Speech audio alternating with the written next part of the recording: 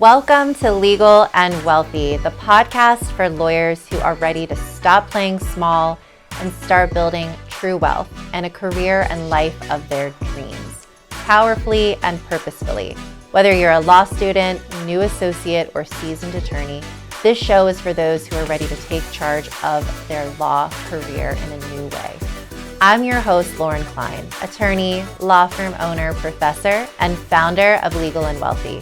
Here, we don't just practice law, we practice liberation and becoming wealthy attorneys. Because being a great lawyer shouldn't come at the cost of your time, your peace, or your financial freedom. Every week, you'll get the strategy, mindset, and wealth building guidance that law school never gave you. So you can go from just surviving your career to building a legacy through it. Let's get to work. Welcome back to another episode of the Legal and Wealthy podcast. I am sitting here today with my friend, Rho Thomas, and I am so excited for this conversation because it's going to be all about money. So honored to have my friend, attorney and money coach here talking about her belief that true wealth is having control of your time. I could not agree more. Rho helps lawyers manage their money and grow their net worth to create more freedom and choice in their lives. I love that.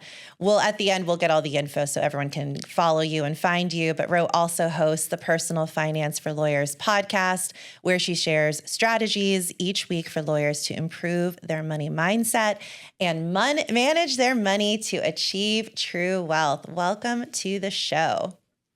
Thank you for having me, Lauren. It's good to be here. I am so excited to dive in. I was on Rho's podcast a couple months back, and we had so much fun and such a great conversation that I was like, okay, we need to do this again, because it was just one of those conversations where you're like, okay, we're like seeing the world and we're seeing the legal practice the same way, which is just very validating. So I'm so excited. So tell us, take us back, tell us your journey. Where did you start in the law to where you are today? And then we'll dive into more specifics too. Yeah. So my journey starts back in 2014. That's when I started my first big girl job.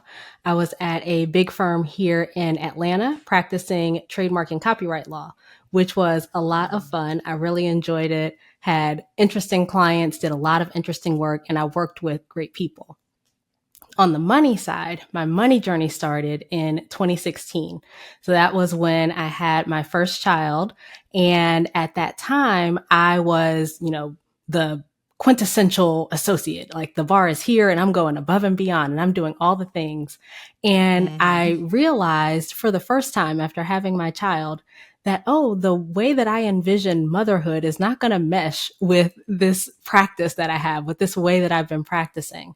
And the firm that I was with offered this part-time policy where you could do a percentage of the billable hour for that same percentage of your salary. And so I was like, okay, my maternity leave is about to end. Maybe we could do something like this. My husband and I were talking about it. We look at our finances to see if we could make that work because, it's going to be a pay cut. I was thinking I could come back at 75%, 80%, something like that, where I could still be involved, but it would take a little bit of the edge off and I would have a little bit more time to spend with our son.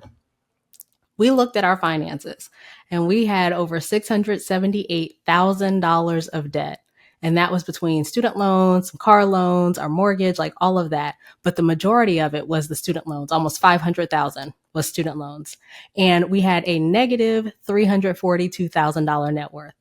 And I was like, oh, okay, I don't think this pay cut thing is going to work. And so we just we looked at, what was coming in, what was going out, all of that. And we just didn't have the room to do a pay cut. And so I ended up going back full time. But that kind of lit a fire under me and really sparked my interest in personal finance. I had learned a little bit here and there. I had stopped overdrafting my account at that point because that's a whole nother story that I used to do when I was in, college and law school. So I wasn't overdrafting anymore. Right. But I hadn't learned how to use my money effectively and actually move myself forward. And so being in this position where I want to come back part-time, but I can't because of money. Like that kind of lit a fire under me. And then at the same time, I had talked to my husband before, like I had seen stories about people paying off their student loans and stuff like that. And I was like, oh, maybe that's something, that's interesting that we could do. And he's like, nope, we've been in school a long time. It's time to live. And so this experience also kind of gave me a reason behind, because initially it was just kind of like, oh, that seems like a cool thing to do. But now it's like, no, if we do this, that allows us to open up more doors for ourselves and to be able to make decisions for our family that aren't only based on the money. So that's me in a nutshell, like how I got my start. I love it. Thank you. Thank you. And I love that, we have these moments in our lives, whether it's having children or, healthcare scare or just like a lifestyle shift. For like, okay, I have to look at my money. And sometimes it's the first time we've done it in like a really long time, for one reason or the other. So I love that you sat down, you're like, okay, this is what it is. Because until you know what your net worth is, like, and what's coming in and what's going out, it's really hard to get a strategy without having just like that foundation in place. So I love that. So what did you do? So you went back full time after the maternity leave, and then what did you do from there? Yeah, so I started reading and listening to podcasts and all of that kind of stuff just to learn more about personal finance. And I was seeing these crazy stories, crazy to me, stories of people that are, they're paying off debt in these really short amounts of time, and they're retiring in their 30s and 40s and things like that. And none of the people were lawyers. And I was like, wait a minute. Like, I'm a lawyer. I'm the one who made it, right? Quote unquote, made it. My husband is a physician. That's a big part of why we had $500,000 of student loan debt between the two of us. We had law school and med school debt. But, wow. We Power were the couple. ones who, Power thank couple. you. I don't know about all of that, but yeah, it's like we were supposed to be, in this position. We were making six figures, all of that. But here I'm seeing people who have, just your average typical jobs, and they're doing way better than we were financially, And so that was kind of that light bulb moment for me of realizing that it doesn't matter how much you make if you're not managing it well. Like, we were making good money, we were spending it all. Like, I mean, we paid our bills. We were, paying everything. Like, we had a credit card that we paid off in full and, all of that kind of stuff. But anything else, like, we were just swiping our card left and right. We're going out to eat here. We're going and doing this there, And so all the rest of the money was just getting spent. And it didn't really occur to me that we could do more, because that's what we were taught to do. Like, this is how much the bank says you owe, and this is what you pay, and as long as you are paying your bills and my account was no longer overdrafting, as we just talked about, I was like, oh, we're doing fine. And I remember when we sat down to look at the net worth, I just knew our net worth was going to be like six figures, because we were making six figures. And imagine my surprise when it was actually negative, multiple six figures. And, it's just that point that you made about like knowing what's happening with your finances. That was the first step for us. We had no idea. So sitting down and seeing, okay, this is how much money is coming in, this is how much is going out, was the first step, just getting that awareness. And then from there, it was making determinations about what was important to us and if we wanted to continue spending money in all these different areas. Like, okay, we're spending this much going out to eat. Do we want to keep doing that, or do we want to make some different changes there? So that was something else where that helped us to kind of decrease those expenses. And then we also kept our lifestyle about the same. We would still go out to eat, but we went out a little bit less, right? Or we would still, like, maybe I still go shopping, but I do it a little bit less. Just making those little tweaks that allowed us to have more money to go towards paying off our debt, to building up our savings, all of that kind of stuff. And then another thing that we did might be a little controversial. Let me preface this by saying this is not Lauren's, advice to you. This is not my advice to you. But something that we did was we actually dropped down our retirement contributions. We had been maxing out our retirement accounts at that point. But by putting that money into the retirement accounts, we were like, okay, on average, we're probably making, that 8 to 10%-ish that you can get in the stock market. But our student loans were at 6.8 and 7.9%. And so we decided to drop down the retirement contributions to get the match and then use that additional money also to pay towards our student loans. Again, not saying that that's what anyone out there should do, but that is what we did. And so by making those changes, and then also as we got raises, as we got bonuses, allocating that money towards paying down our debt, we might have, increased our lifestyle a little bit, of course, but we tried not to allow our expenses to grow to fill this new income and be able to direct that money Yes. towards our goals. And that's how we were able to pay it off quickly. It's amazing. And it's not like you did some crazy thing, like you didn't, sell everything and start taking on like driving Uber and doing all this extra stuff. Like it's literally it's not always easy, but it really is that simple. What is my net worth? What am I earning? What am I spending?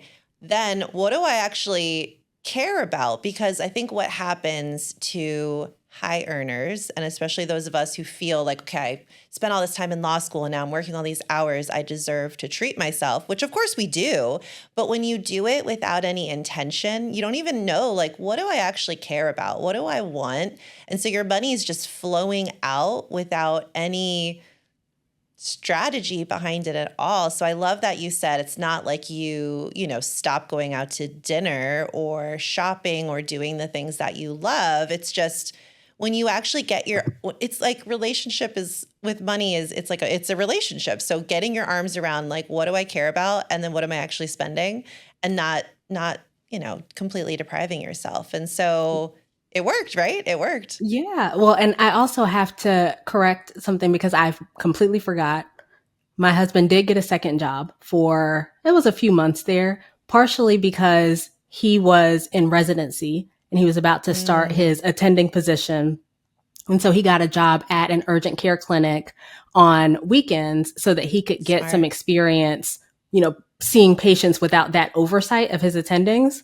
But that extra money coming in helped to boost us early on. So completely forgot that piece. And then I also did like sell stuff around the house. I wasn't bringing Nice. in a whole lot, but it's that idea of creating space between your income and expenses. It could be decreasing your expenses, which we did, but it could also Yeah. be increasing your income, or it could be both. And so as long as you can create that space, and then like you said, Lauren, being intentional then with that money, making sure that it doesn't just get spent out. Like I know I've talked with a lot of my clients about the TikTok shop and the Instagram Mm. ads that pop up and all of that, where they're just like, oh Oh yeah, this yeah, looks cool, purchase, So being totally. intentional with those things and knowing what's important to you, I think that's really, really key. Yeah, I agree. And thank you for sharing kind of those extra steps because it's not like, taking control of your financial freedom is all just sexy and rainbows and ponies. Like there may have to be some sacrifice there too, which I'm so glad you talked about that because, that's like a temporary thing, maybe a second job or looking around your home and being like, what do I actually not need anymore and what I could share with someone else and bring in some additional income. I love that. And so what was Yeah. the And moment where, oh yeah, go ahead. Go ahead. I was going to say, yeah, and sacrifice, I think, doesn't always have to be complete deprivation, which is Yeah. something that we just talked about, right? So, sacrifice in that my husband took on a second job, sacrifice in that I was selling things around the house. It was things that we didn't need. As you said, I had a baby at the time. Babies outgrow things so quickly.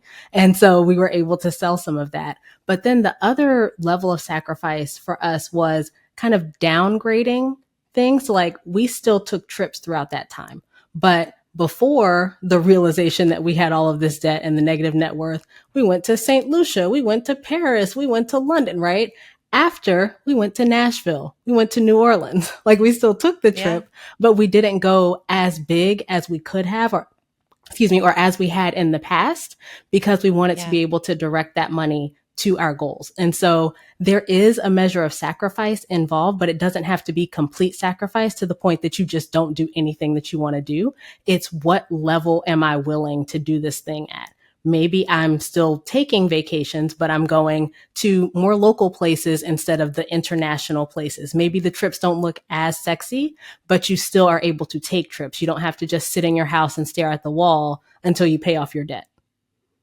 Yeah. No, I love that. And I think the word sacrifice has sometimes like a negative connotation, but if you flip it, like it's actually something really empowering because you're like, I'm doing these things now to benefit my future self and my future family. And I think the more that you start to look at the world like that, and the more you start to think about like what is actually coming in, what is going out, it just empowers you. It empowers you to make better decisions. You know, it's not like you can't go to Paris, be like, hey, Nashville or New Orleans is like a super cool place. There's like fun stuff to do. Like we're going to have a great time.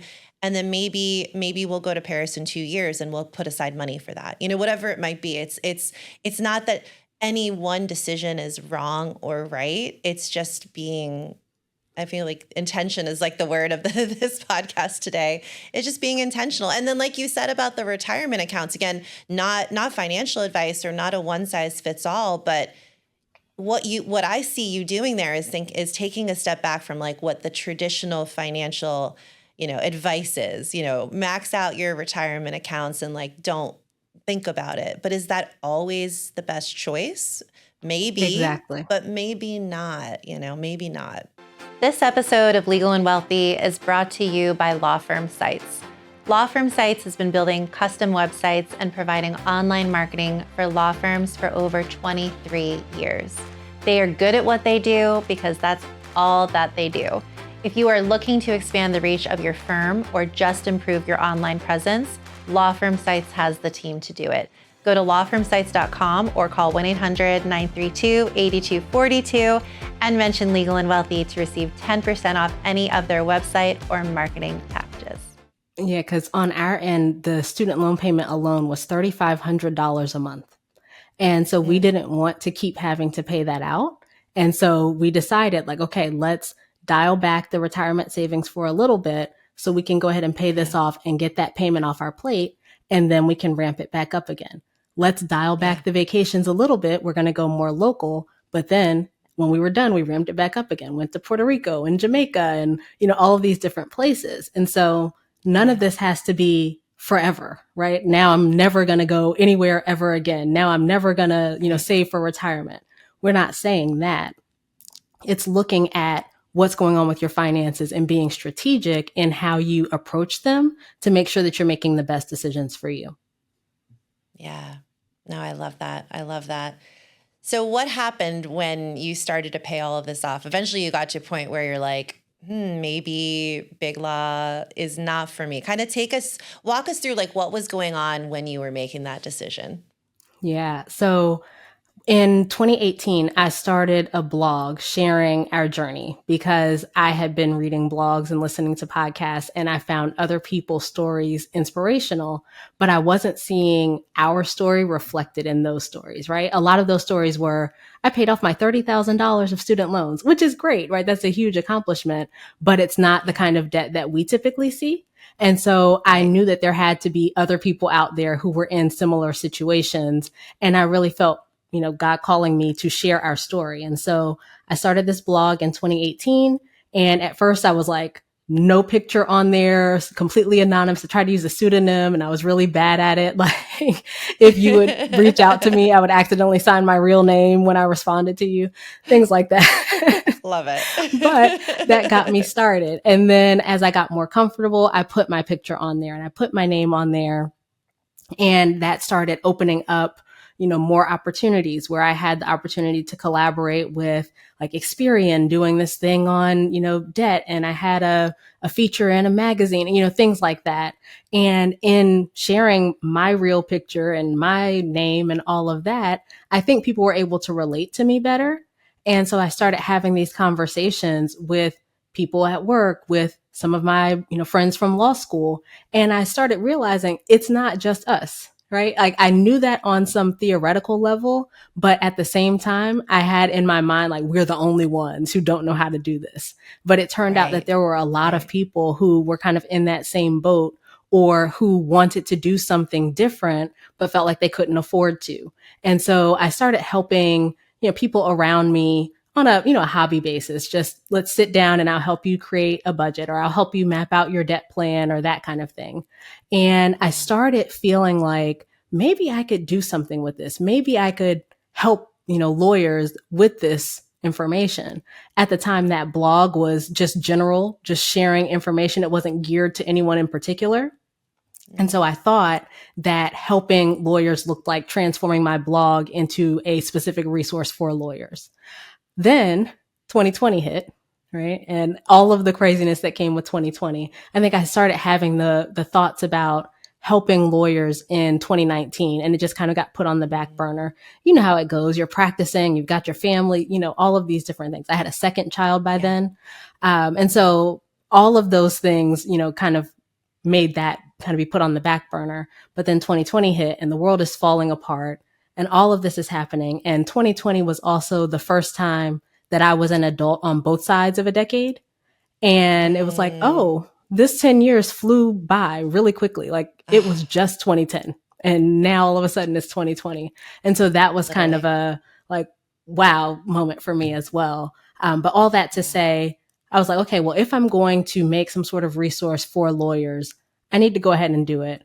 Tomorrow's not promised. Time is flying by. Who knows what's going to happen. And so I started creating my podcast, changing the blog into more of a podcast style, because what was happening a lot, Lauren, is like I'm at work drafting motions all day, like writing stuff all day. I didn't want to come home and then also write a blog. And so the blog would get put on the back burner as well. But I like to talk, if you guys have not noticed. And so I've been able to do the weekly podcast for like 5 years now, And so I started making thank you. But yeah, so I started making more podcast style things. So that was kind of the first step. And then I started telling people that I don't know that I could help them. And I was in a coaching program, and I remember the coach was telling me that you have to promote the podcast on social media.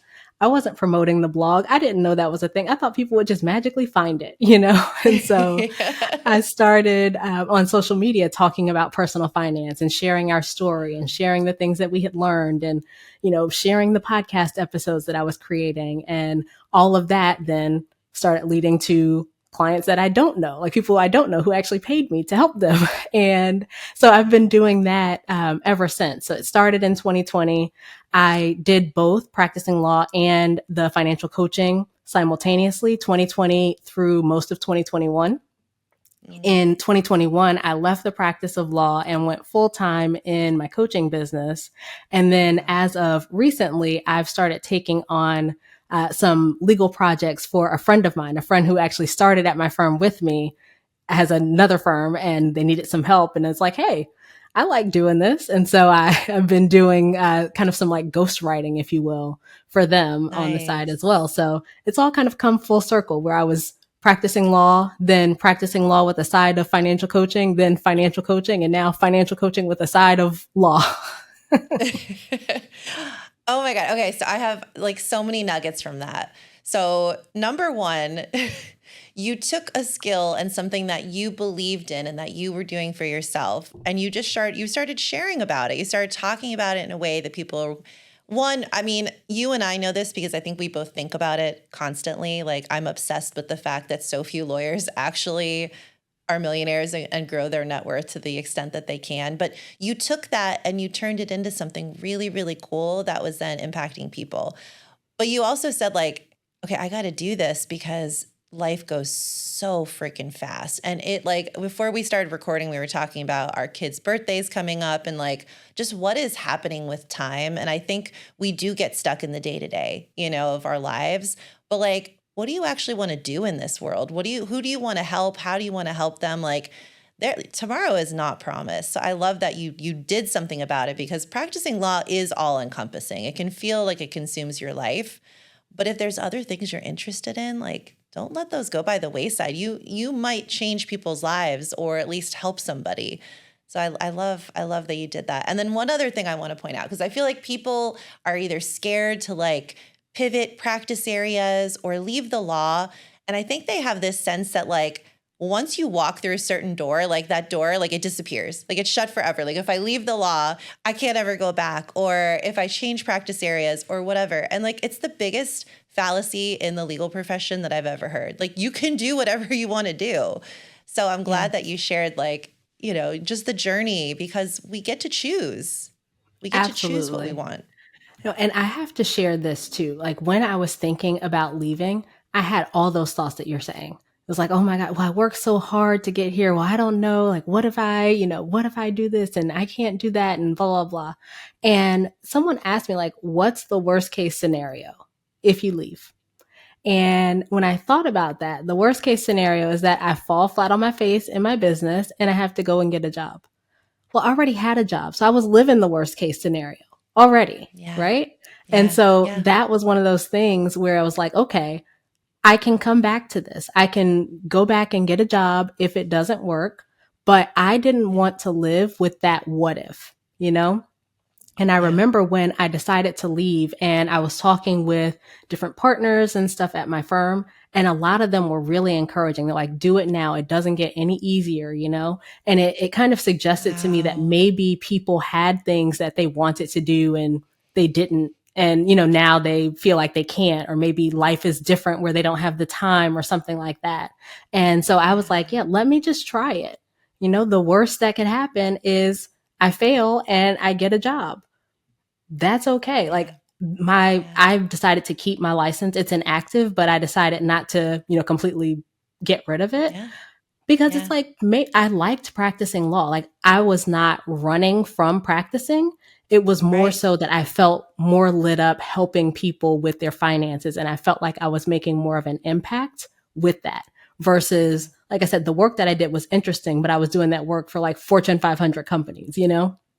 Yeah. So I Yeah. I liked the impact, or I like the impact of helping people with their finances, but I also liked the law. And so when, my friend needed help with this firm and I've got the skills to do it, I told him like I'm not going to activate Yeah. my license for this, but like I still know how to do it. And so I'm technically like practicing under supervision because my license is Yeah. inactive, but I can, do these projects and that's helping him out and I get to kind of dip my toe back into the legal work, and it's been a lot of fun. When I was a young attorney, I used to just think, okay, you have to only do one thing. And I remember I used to just Google all the time, like lawyer and yoga teacher or lawyer and entrepreneur. And I would like try to seek out examples of people doing different things, because I looked around and basically every lawyer I knew, all they did was work. They worked and worked and worked, and they worked until they were in their 80s, and then they stopped working. And I was like, is this the only way? And so it's so refreshing. Now I'm almost 15 years into practice to see and meet and get to like learn from people like you who are like, yeah, I am a lawyer and I do these other things that I believe in strongly. And I can also be a lawyer, or I could do whatever the heck I want, whatever the Yeah. heck you want. And talk to us about how does the money piece play into that? Because you have set up such a strong financial foundation. So now I'm sure it feels a little bit different to be able to say I get to do whatever I want. Kind of talk us Oh through yeah. like what did it feel like when you had the debt emotionally, and then now that you've been living the life that you want and you get to make your decisions, what does that feel like today? Yeah. So when we had debt, it felt like a weight. It felt like Mm, this thing that I'm carrying that I'm trying to, make it through and all of that. And I remember my husband said to me at one point during the course of our journey, he's like, we've got a plan.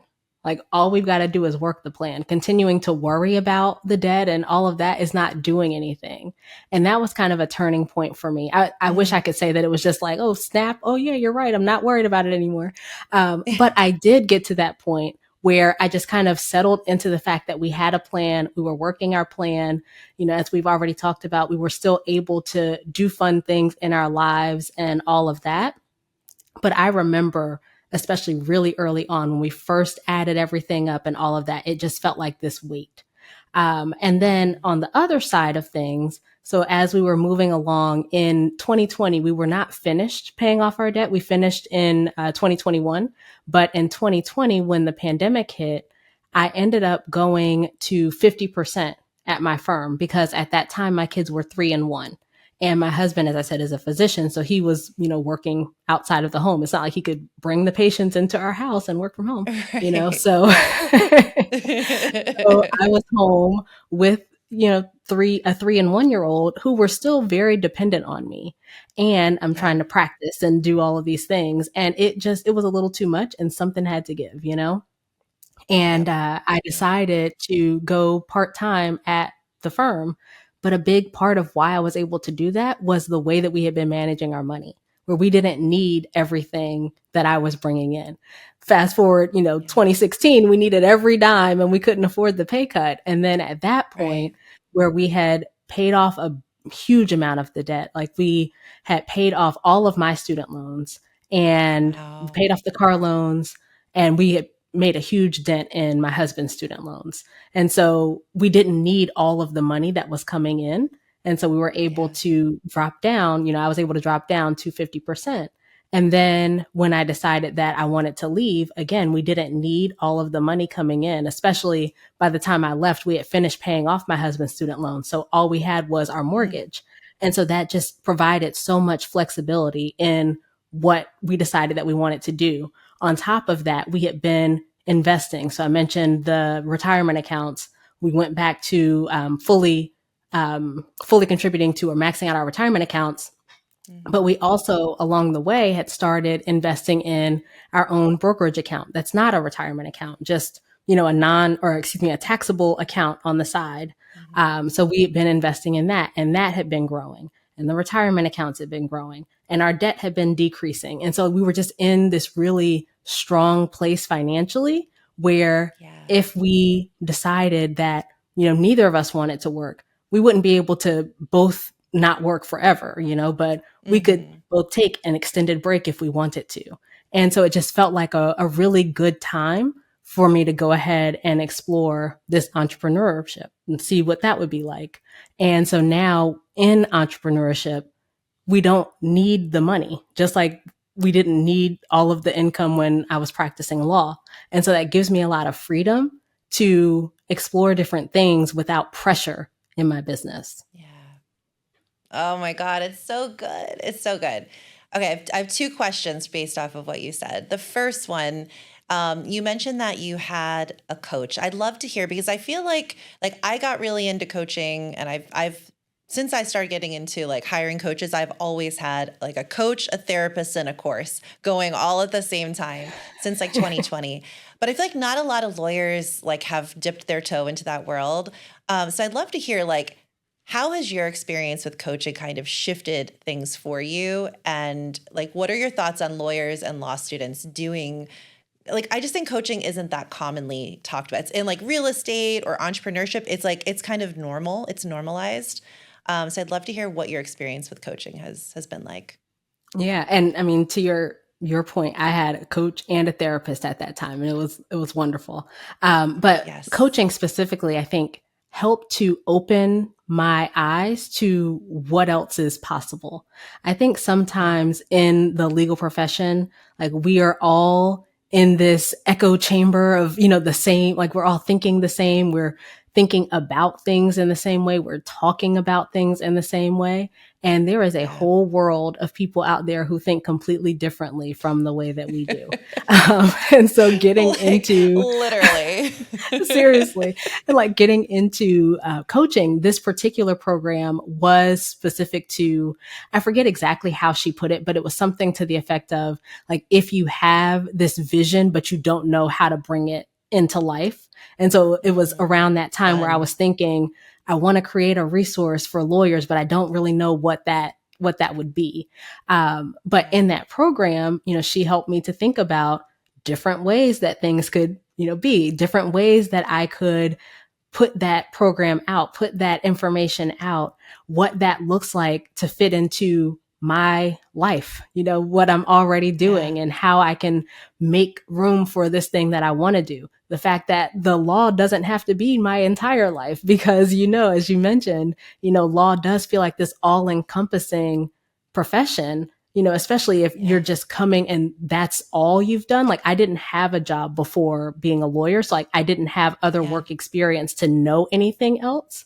And so all I Mm-hmm. had was the example of all the other lawyers around me. And so then I fell into that as well. But working with this coach, she helped me to see other things like maybe you could do this in this time. You can make, that kind of thing. And so it was just nice to have that objective third party perspective who can look at the things that are going on in your life and help you see them just a little bit differently. And that's been my experience with pretty much every coaching program that I've done. I've had a lot of different coaches for a variety of different things. And in all of it, I think it's been the mindset piece, which I know you're really big on, just helping me to think about things differently, helping me to question the things that I just take as true. And it's like, is that really true? Or could something else be true? Is there something else that could be going on here? Is there another opinion that we could derive from this set of facts? And being able to think about things in a different way and question those things that I just never thought to question before has completely changed the way that I approach my life. Yeah. No, thank you for that. I mean, I couldn't agree more. Like I said, I started hiring coaches in 2020, and I feel like now I just can't stop. Like I'll buy a course. I'm like, even if I learn one or two nuggets, from this course, either it's going to make me see the world differently, it's going to make me enjoy my life more, it's going to make me money, whatever it is, because my therapist and I call it rocket fuel. Like when you find someone or something that just like puts you on that trajectory faster. It just gets you there further. Like it's like that feeling when you have like this conversation, like a really juicy, like inspiring conversation with a friend. It's just that rocket fuel that projects you, or propels you forward. So I love that. And then my other question was, since you've made all these big money moves that you shared, like what are you doing now? Like what exciting plans do you have for building your wealth? Is there anything kind of like new that you're trying or that you're interested in trying? Because I love to like think ahead of the expansiveness of money. Yeah. So this has come both from being in the position that we're in financially, but also being in kind of the lifestyle position, if you will. We just purchased our first rental property. And I remember, yes, Ooh, I know. I remember, congratulations. thank you. It's exciting. I remember hearing about real estate way back in 2016 when I was first learning about personal finance and all of that. And, they talked about real estate as a way to build wealth. And we decided not to pursue it at that time because I was in a very demanding profession. My husband was in a very demanding profession. We had young babies, all of that. And so in our mind, investing in the stock market, it's like, okay, this seems a little bit more passive. We can just put this money in here and it will grow. But now I'm in a different season in my life. I'm no longer in a demanding profession. I have a lot more control over my time.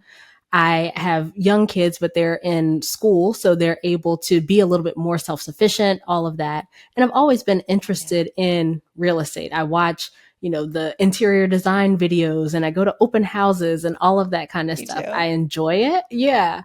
And so Me now too. it's like, well, maybe we can do this. And something that my husband and I were talking about is how this could be a way to bring in income that's not directly tied to our time because he's seeing Yes. patients and, he enjoys that, but that is tied to his time. When I'm seeing my Yep. clients for financial coaching, if I'm not seeing the clients and helping them, then I don't get paid. And then the same with the projects that I'm doing for the law firm, that's based on my time. And so we're thinking like, how can we build wealth, bring in some cash flow that's not so tied to our time? And so that's what we're doing now. We're dipping our toe into real estate. It's been a little under a month since we've owned the property, a couple of weeks now. And so we were doing a few Amazing. repairs and we're going to get it rented out soon. So I'm excited. Woohoo! Oh my God, I'm so happy for you. I know we had kind of talked about real estate over the summer, or right before the summer. That's so exciting. Oh my gosh. Well, this has been just such an incredible conversation. You're such an inspiration for all of the lawyers out there and the law students out there who listen to Legal and Wealthy, and just to know like there isn't one path and you can choose multiple paths throughout your lifetime. And if you feel that weight of student loan debt, it doesn't have to be just something you're just like, well, I guess that's just how it is. You actually do get to control your financial freedom, your ability to earn money to pay off debt. So thank you so much for all of your time today and your wisdom. I know everyone's going to want to go find out more about you. Where can they learn more about Rho Thomas? Yeah, well, if you head to rhothomas.com, that is my website. And can I offer a gift for Oh your my audience? gosh. Yes, please. We love gifts. So if you go to rhothomas.com/legal and wealthy, you can grab a copy of my free guide that talks about the 5 biggest mistakes that I see lawyers making when they're getting out of debt. Mm, So rhothomas.com/legal and wealthy. And then if amazing. you're on LinkedIn, come connect with me there. I'm Rho Thomas, RHO Thomas. Oh my gosh. Well, thank you for the gift. We love gifts, and definitely everyone go check that out. I'm going to go check it out because I'm a forever student, and I just think you're amazing and I want to keep learning from you. But thank you so much for offering that. And everyone go follow Ro. I know you're going to want to. Thank you so much for your time and for being here today. I appreciate you, my friend. Thank you so much for having me. It's been a pleasure. Thanks, everyone. Bye. Thanks for tuning in to Legal and Wealthy. If today's episode sparked something in you, take it one step further. Share it, leave a review, or come connect with me inside the Legal and Wealthy community. Remember, wealth isn't just about the numbers. It's about how you lead, how you live, and how you build beyond the billable. You already have what it takes to create real freedom and wealth. I'm just here to help you claim it.